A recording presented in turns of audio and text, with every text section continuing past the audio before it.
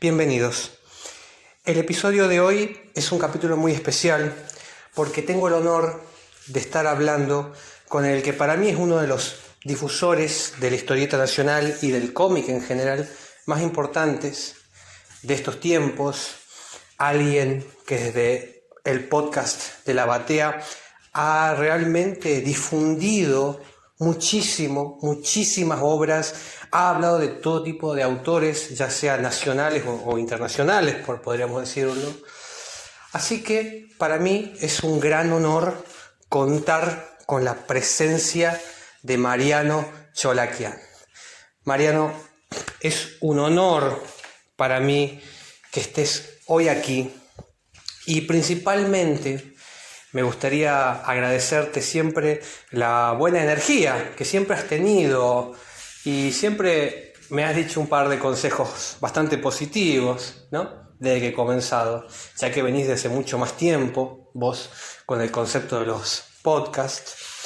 Y tenerte de invitado también, para mí, es también contar con otra campana, por decirlo de alguna manera, porque a su vez nosotros dos somos de dos generaciones muy diferentes.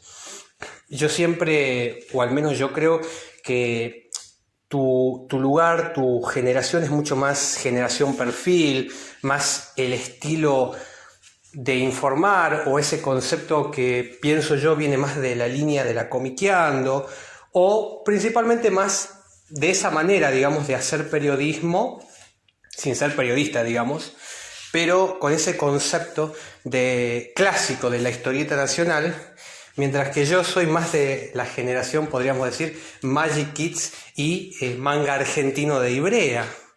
O sea, ahí ya estamos demostrando que contamos con edades muy diferentes, pero creo que nuestro fin es bastante similar, pero con sus aristas y sus maneras diferentes de abordar todo lo que es este mundo, porque es un mundo muy complejo el de la historieta nacional y el del manga argentino. Así que para iniciar esta primera pregunta y a la vez para iniciar toda esta charla, me gustaría saber cómo nace ese fuego interno tuyo para decir, bueno, voy a comenzar con los podcasts, voy a comenzar a hablar y a difundir sobre la historieta nacional, voy a decir lo que me gusta y lo que no me gusta, porque eso es otra cosa que a mí me ha impactado mucho, que vos decís todo así directo, ¿viste? Yo escucho los podcasts en La Batea, todo, y realmente me ha sorprendido, porque lo que te gusta vos lo decís y las cosas que no te gustan vos las decís igual, y podés hablar de diferentes temas, de política, y es muy interesante cómo abordás todo así sin anestesia, ¿viste? Vos lo que sentís lo decís.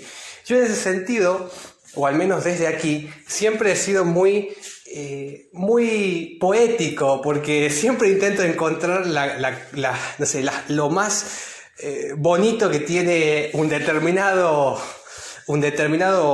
manga argentino, y ya con eso ya está, para mí lo más maravilloso del mundo, ¿viste? Y yo no me adentro así como esa manera que tienen ustedes, más así, de analizar todo, y eso me pareció también bastante interesante, ¿no? Así que quisiera escuchar cómo nace en vos eso, y a la vez, ¿cuáles fueron tus influencias a la hora de hacer, podríamos decir, el periodismo de cómics, ¿no?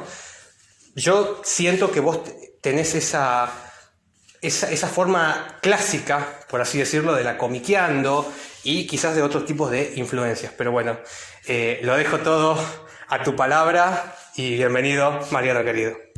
Muchas gracias por tus palabras, David, por esta bienvenida, por invitarme a tu espacio, que sí es más poético, es más artístico, tiene siempre el devenir de la música que tanto a vos te gusta y que solés interpretar, y son diferentes estilos. O sea, mi vida pasa por litigar en un tribunal, y eso genera a veces que uno sea un poquito más belicoso y tenga menos pelos en la lengua, ¿no? Y a veces también genera bastantes enemistades, muchos quilombos, y me comienza a generar mucha satisfacción que digas esto de que te parezco buena onda y siempre positivo, porque algunas personas del medio y del ambiente no lo consideran tan así.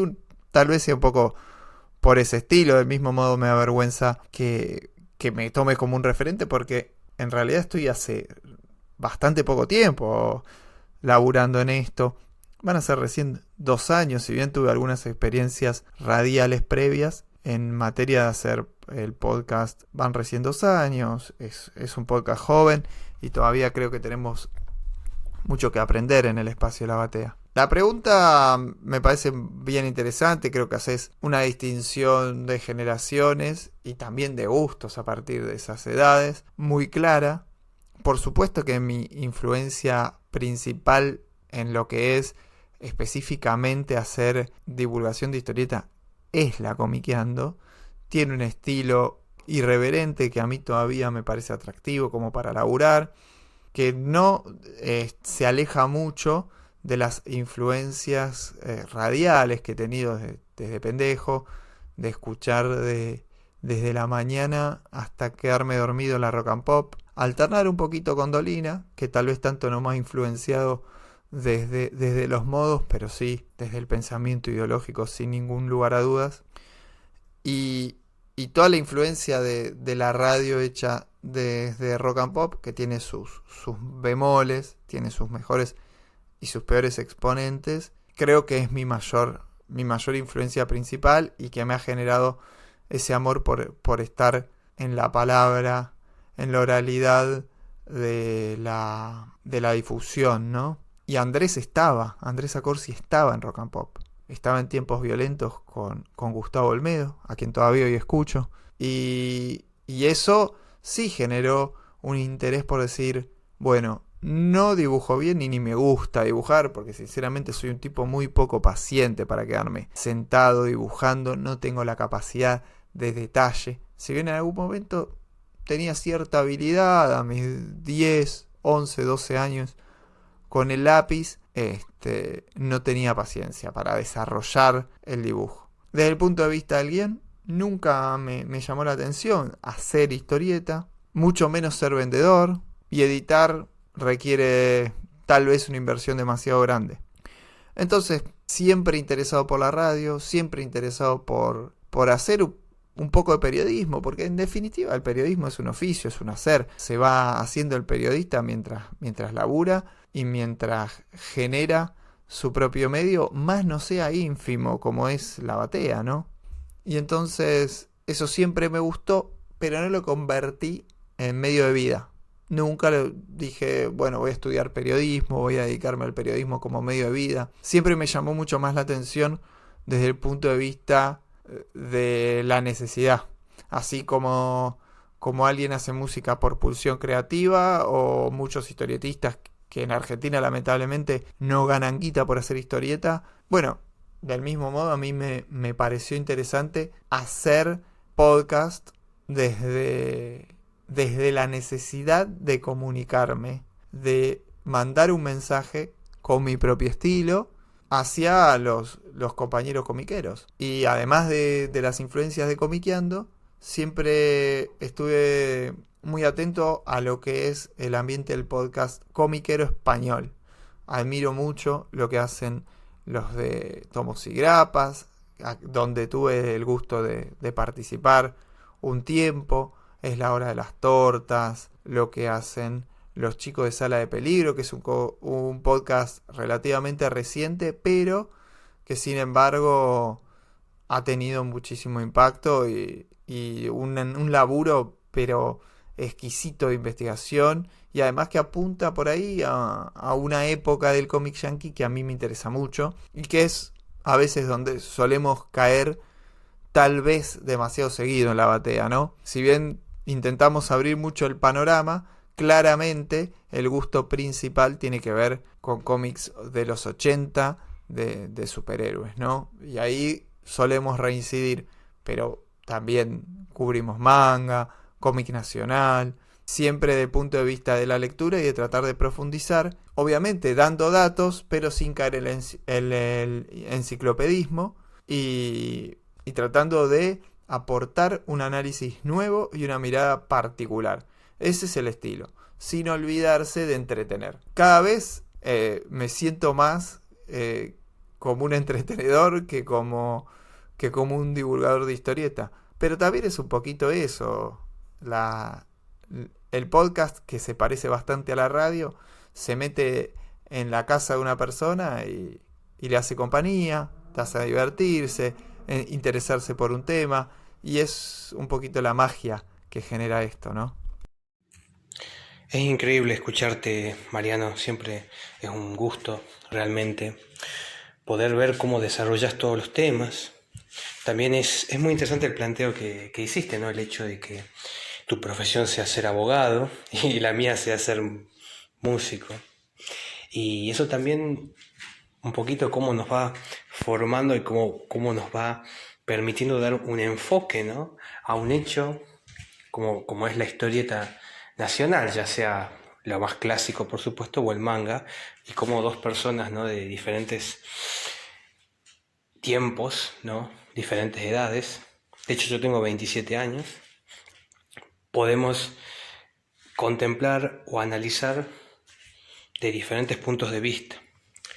También yo voy a destacar a la batea como directamente un gran lugar de consulta, porque se está transformando en un lugar que tranquilamente puede ser casi como de estudio, porque el modo en el que abordan y la cantidad de podcasts que han hecho, de episodios, perdón, realmente es toda una biblioteca, podríamos decir, audiovisual. Y eso a la vez conectaría a una duda que yo tengo, y es, ¿cuál sería para vos ahora lo que se viene? ¿Qué le depara a la batea en el 2023? Me acuerdo, hay un capítulo que es muy bueno que vos hiciste, y que después, por ejemplo, cuando vos hiciste Buscando a Gerardo, ¿no? El mítico Gerardo de Camelot, y creo que un tiempito después salió un libro sobre dicha comiquería Camelot, y a mí ese capítulo fue como que me causó una impresión extraordinaria, porque cómo desarrollaron vos y tus compañeros ahí toda esa especie de ensoñación para encontrarlo a Gerardo, y a la vez cómo retrataron tan bien una época, ¿no? Esos inicios de los 90, esa época de los fanzines, para todos los que nos gustan, como en mi caso, a mí me encanta investigar sobre los fanzines. Obviamente el fanzine estrella y el que a mí me despierta todas las pasiones es la querida revista Run, el mítico robot argentino nipón, ¿no? Y que todo empiece ahí en el Parque Rivadavia, y toda esa especie de magia. Y con respecto a esto, quisiera, o al menos quisiera plantear como que hay un antes y un después también, porque tengo entendido que también justo ese episodio de Gerardo salió para el antiguo podcast, digamos, que vos tenías y que después pasa a la batea, pues justo llegué yo para ese momento, ¿no? Aunque tu nombre ya venía resonando, y la verdad que siempre ha sido admirable escucharte como divulgador. Yo diría que sos al menos el que más impacto está teniendo. Bueno, también tu compañero Diego Labra es increíble, realmente otra persona que ha hecho un trabajo admirable. Hay el texto de Labra, que es increíble y que también me influenció mucho, es el que justo él investiga sobre Ivrea y el cómic nacional. Ese también fue uno de los disparadores míos para la investigación que yo hago sobre la historia del manga argentino.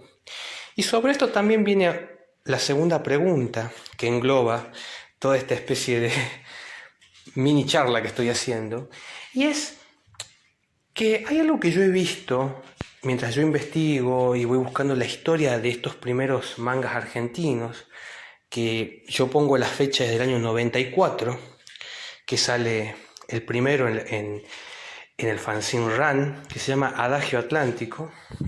Ese fue como el primer manga argentino, el año 94.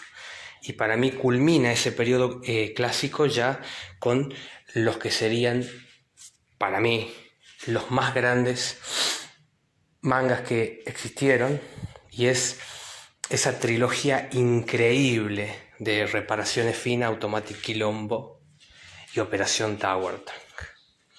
Y con respecto a esto, lo que yo observo es que pareciera que la historieta nacional y el manga argentino nunca fueron tomados como de la misma historia. Por ejemplo, mientras yo intento buscar testimonios sobre toda esta época, lo que uno encuentra es prácticamente la nada misma, porque no hay casi testimonios escritos, entrevistas hay muy pocas. De hecho, los reviews que yo hago son los únicos que muestran cómo es por dentro muchos de estos mangas históricos del manga argento, y eso me llamó la atención.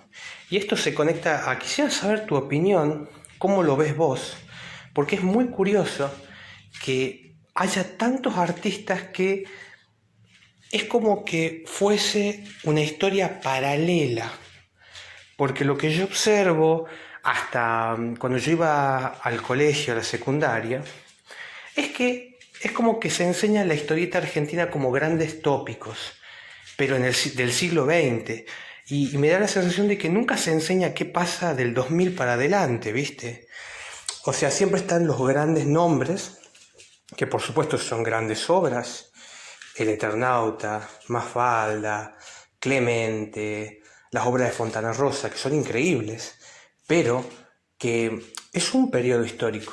Pero ahora yo me pregunto, ¿por qué nunca se puede también avanzar un poquito, ¿viste? Lo mismo pasa con el paseo de la historieta, que yo observo que sí, siempre son los clásicos, pero es como una especie de melancolía tanguera de lo que alguna vez fue. Pero si uno se pone a ver, hay un montón de artistas, ¿no?, de la historieta y bueno, y del manga, que para mí en un futuro, y eso es lo que yo esperaría, se unan ambas cosas. Yo creo que la generación futura, no mi generación ni la otra, sino la otra que vendrá, ya va a tener los clásicos y el manga argentino unidos, y se va a crear una nueva forma de hacer historieta. O al menos eso es lo que yo siempre voy a pedir, por la unidad, nunca por la separación, ¿no? Y que pueda ser tomado todo como algo, como un uno, ¿no? Y no que todo sea tan separado. Yo a veces contemplo el hecho de que muchas de las cosas estuviesen como compactadas, ¿viste? O sea, de un lado el cómic, ¿viste?, americano, bueno, de un lado el que le gusta la historieta nacional, ya el que le gusta mucho la historieta nacional se mete un poquito con las cosas modernas, y después el manga argentino va para acá. Pero justo esa pata del manga argentino no tiene casi divulgación. Yo cuando comencé a hablar sobre esto, casi no existe gente que hable mucho sobre el manga argento. Entonces yo dije, bueno, hay artistas que son impresionantes y que vos decís, ¿cómo puede ser que este artista no tenga una entrevista? Eso es increíble. Bueno, y podemos ir a casos emblemáticos, como por ejemplo la obra Automatic Quilombo, una de las grandes obras maestras del manga nacional. Sergio Coronel es alguien que yo estoy buscando para poder entrevistarlo, y nadie tiene ni una foto, no hay una entrevista de ese hombre, no hay, por ejemplo, no hay absolutamente nada. Solamente hay una caricatura de como un autorretrato que él se hizo de sí mismo en ese manga de Ibrea, unas palabras, y eso es todo lo que contamos con él, y testimonio de gente que lo ha conocido, y de ahí más no sabemos nada. Entonces esas cosas, a la vez el hecho también me impulsan a seguir investigando, y eso también se conecta a una tercera pregunta que te quiero hacer. ¿Cuál sería para vos, si vos pudieras hacer una entrevista que vos dirías, bueno, uno de los personajes que me encantaría entrevistar de la historieta nacional sería, no sé, tal persona, o tal obra, ¿viste? Que sea un misterio y que a vos te encantaría investigar. Lo planteo como si fuese algo, ¿viste? Como un capítulo futuro en la batea. ¿Quién te gustaría entrevistar también? O que vos soñarías investigar que sea más de la historieta. Sí, a mí me gustaría aclarar primero que la batea no soy solamente yo, ni siquiera el equipo base que formamos con Damián, con Bob, con Diego y con Tommy. Hay un montón de gente que va aportando cada columna, de a poco, colabora, aporta su amor por una historieta, un género, un autor, su conocimiento, su fanatismo, que lo lleva a saber tanto que lo tiene que volcar en un podcast o en un artículo. Entonces, conociendo gente, haciendo amigos, nosotros lo que hacemos es convocarlos y darles un espacio y un micrófono como para expresarse. El podcast es de todas las personas que participan, no solamente de quienes llevamos semana a semana el laburo de producirlo, de locutar, bueno, entre comillas, o de hacer cada uno su laburo, sino de aquellos también que vienen y hacen las veces de columnistas. Me parece que el puesto más importante en nuestro programa es ese, el de columnistas. Si al amor que le tenemos a la cosa sobre la que vamos a hablar le sumamos trabajo, tiempo de reflexión, un poco de estudio, ese conocimiento, esa lectura, el resultado, si bien no va a ser de alta calidad sonora, ni periodística, ni profesional, va a llenarnos, nos va a llevar a algún lugar y va a cumplir el objetivo de comunicar lo que nos gusta. Vos mencionás a Labra. Labra es Messi. Está un escalón arriba en calidad de laburo del resto. Tiene un nivel académico bárbaro y nunca es hiperacartonado. Si bien es serio, no es tan elocuente por ahí como soy yo, logra el código. Encuentra además los códigos de humor también. Encuentra las claves de chiste, hasta se anima a hacer chistes futboleros. Después lo tenés a Damián, que es mi reflejo en el programa. Sabe para dónde vamos a ir todo el tiempo. Entiende perfectamente cómo tiene que evolucionar esto. Bob, que trae un par de giros de lenguaje, de humor, con ese acento federal que es envidiable, porque creo que es único en el país.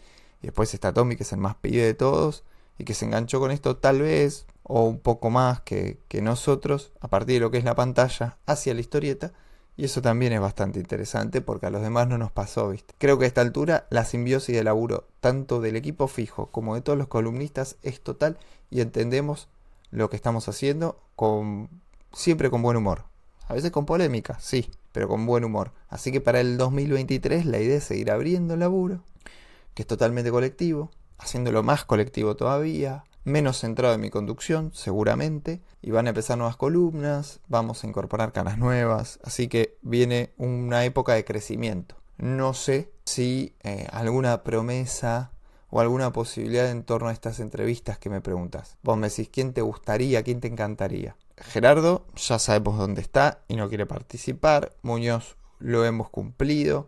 Y hay uno que es imposible, que es Leandro Berto, no creo que quiera.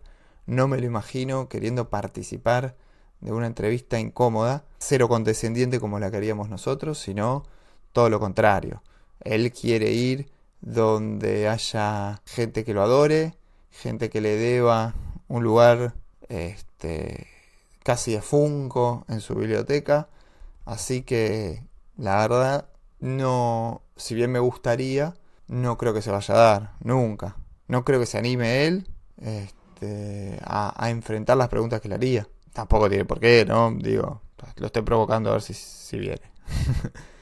Y después otro interesante que podría salir en algún momento, y que por ahí no lo tiene tan presente el fandom del manga anime, pero creo que en su época fue importante en ese sentido y que inició un poco algunas de las cosas que vos mirás y coleccionás y te gustan, es Javier Doello.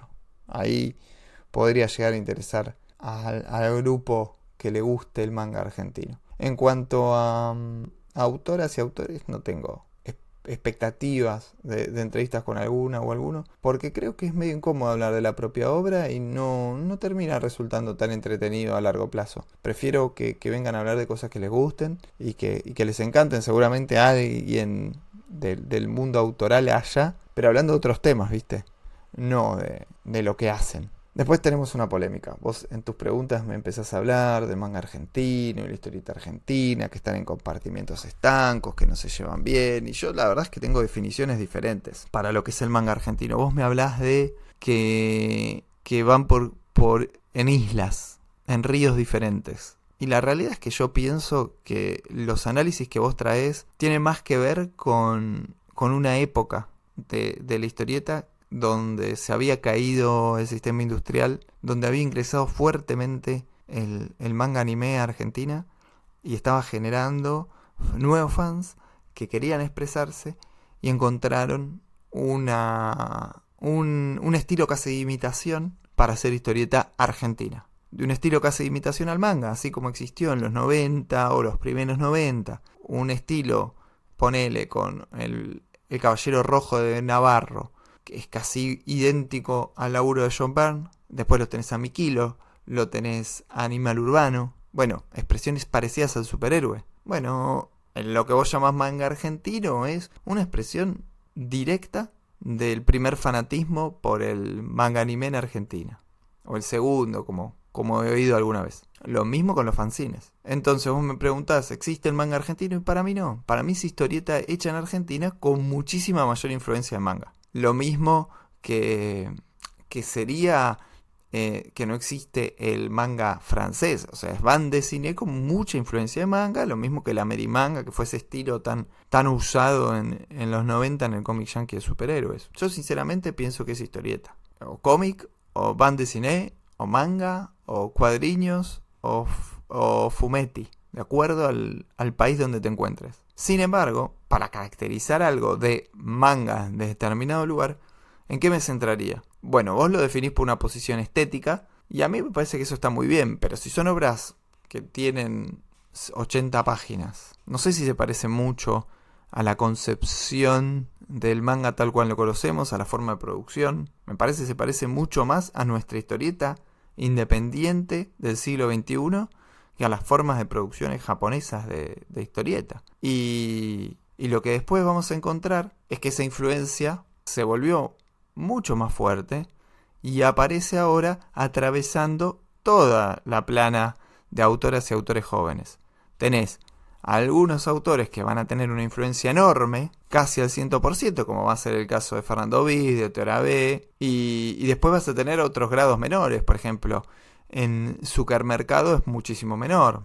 Después tenés casos como el de Lea Caballero, como el de Paula Andrade, que tienen un 50 y un 50, y no es 100% manga ni 80% historieta, que va más en el medio. Entonces vas a tener distintos porcentajes de influencia. Sí, cada vez vas a encontrar autoras y autores más jóvenes con influencias niponas. Creo que por ahí, por el lado del webtoon, los autores argentinos y autoras que aparezcan sí van a tener muchísima más presencia de la pluma y el lápiz japonés, jaja, que los anteriores, que otras generaciones. Pero bueno, eso tiene que ver con qué les alimentó el espíritu historietístico antes, en sus etapas formativas. Sí quiero resaltar una obra de este 2022 que fue muy interesante porque tiene cantidad de páginas de manga, tiene narrativa de manga, tiene personajes muy de manga, que es Distancia. Esa obra de Roa y Catalano, la verdad es que sin dudas es una expresión muy manga en una historieta argentina que fue sacudida sin dudas en el mercado por esta obra, porque sale de las editoriales tradicionales, tiene portada de Salvador Sanz, prólogo de Diego Abrimbaú, o sea que tiene dos padrinos del carajo, y vino de la nada. Gente que salió no sé de dónde, pero con una obra que parece manga, que tiene extensión de manga, que tiene narrativa y temática, y que espero tenga un 2 pronto, porque si esto no tiene continuidad, son muy de cómic de superhéroes. Continuación pronta, lo que nos vamos a encontrar va a ser con una expresión aislada. Y a mí eso es lo que me preocupa en esto. Me parece que el lector de manga, la persona que mira anime, no está copada con no tener serializaciones. ¿Vos pensás que, por ejemplo, una obra como como distancia, hoy funcionaría bien en el marco de Ivrea. Yo sé que en algún momento se lo llevaron e Ivrea no lo quiso. ¿Vos tenés alguna idea, alguna apreciación sobre eso?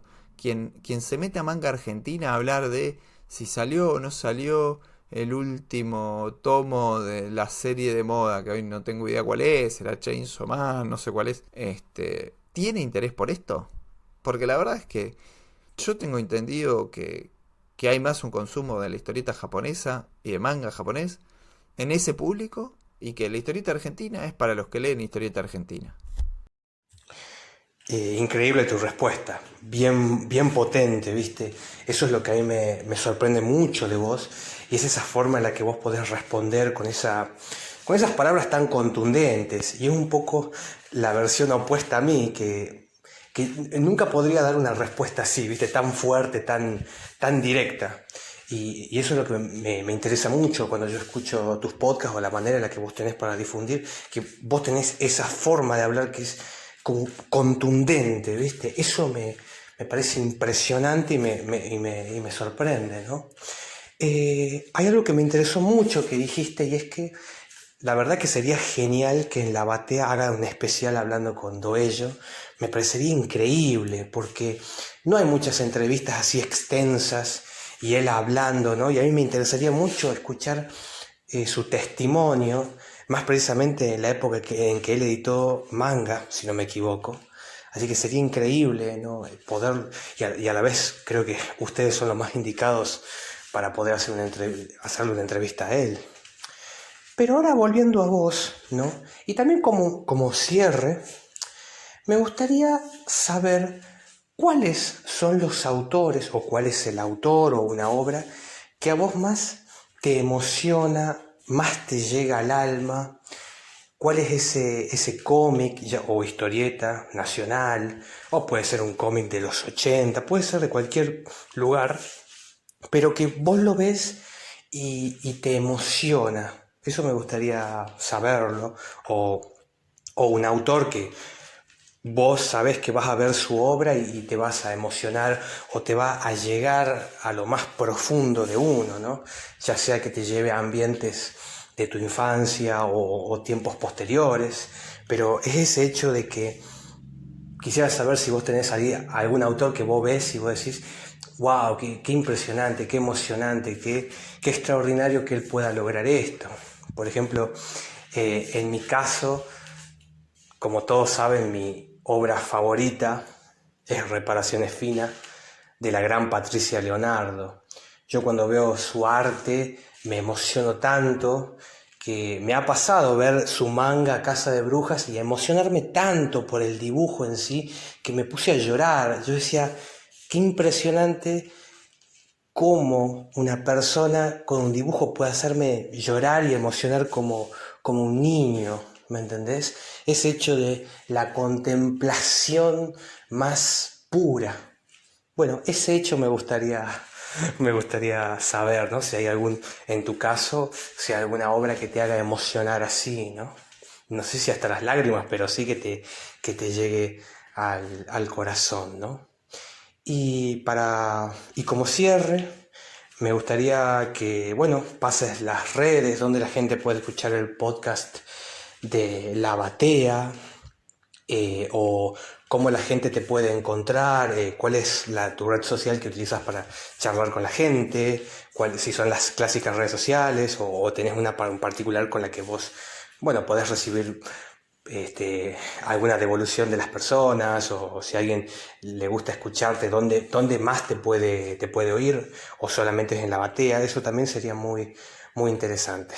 Así que bueno, Mariano, fue un honor realmente tenerte aquí de invitado en mi podcast, y como siempre es muy emocionante poder escuchar a otro colega en este mundo de la difusión y esto que nos apasiona tanto como lo es el cómic y el arte en general, ¿no? Así que bueno, la verdad es que soy gracias. bastante difícil de emocionar hasta las lágrimas con una historieta, con una película. Me emociona, pero no logro concretar esa agüita salada que sale de los ojos a las personas con sentimientos, ¿viste? La realidad es que vos me estás por ahí en primer lugar evocando alguna lectura infanto-juvenil y que te genera un sentimiento con el arte automático que te lleva a algún lado. A mí me pasa mucho con dos dibujantes en particular, que son Horacio Altuna y John Byrne. Y lo siento, es raro, pero los siento cercanos a ambos entre sí. Tiene que ver con cuándo los encontré, tiene que ver con los laburos que hacen sobre la fisonomía humana. Me parece que dibujan personas perfectas, salvo John Byrne los niños tal vez, pero son muy emblemáticos ambos dibujantes en mi formación lectora. De John Byrne te voy a mencionar el Man of Steel, que son esos 6 números que reinician la historia de Superman para un siglo XX tardío, para nuevos lectores, para lo que pasaría después de la crisis de Tierras Infinitas, y que tal vez sería el comienzo que me hace enamorarme definitivamente de Superman, ¿no? Y a quien todavía hoy idolatro y es uno de mis personajes predilectos. Y después Altuna en las contratapas del Clarín, cosas que tal vez no debería leer en la época que lo hice, pero bueno, estaba en la contratapa del diario y ya me resultaba muy atractivo. Y después, para mí lo que lo consagra totalmente, y a mí lo que me parte el bocho, y que tiene que ver con por ahí también con muchas de las películas que veía de pendejo, yo lo asimilo mucho a todo el cine de los 80s de grupos de chicos, a los Goonies, a todo ese tipo de historias, por más que obviamente tiene otros significados y muchísimas más capas. Es El Último Recreo, ese futuro distópico en el que no hay adultos y que los niños están librados a la buena de Dios en una ciudad que mantiene todas sus miserias aún sin los adultos presentes. Ahí me parece que Altuna hace un trabajo tan consagratorio y es una de las obras que más me vuelve loco. Puedo revisitar 1.000.000 de veces. Y de grande me fui encontrando con otras experiencias y otras emociones, nuevos autores que no estaban en activo cuando yo era pibe. 2 españoles, voy a remarcar. Uno desde el arte, desde la renovación superheroica, me parece que tiene la idea exacta de cómo hay que mantener el superhéroe, por lo menos en lo estilístico, en lo estético, y en alguna parte de cómo se cuenta también, que es todo lo que ha hecho Javier Rodríguez en Marvel, desde la Spider-Woman embarazada, pasando por el Daredevil, que se va a San Francisco a tener historias un poquito más livianas que las que uno puede imaginar de ese personaje, tan afincado con los barrios jodidos, entre comillas, porque ya no existen, de Manhattan, y después concretando lo que sería la historia del universo Marvel, donde te repasa todo Marvel en 6 números junto a Mark Waid, que es una locura, es perfecto esa historieta, y me parece que te abre el panorama para lo que sea todo el siglo XXI en materia de historieta de superhéroes. Condensa absolutamente todo lo bueno, incluso me parece que es alguien a quien asocio mucho a la gestión de Axel Alonso en Marvel, que lamentablemente ha sido muy vilipendiada en el tiempo. Y el segundo que logra conmoverme, el segundo español, es Paco Roca. Siempre me llega al cocoro, para que entiendan los fans del manga anime, o me toca la patata, para aquellos que escuchan mucho podcast español.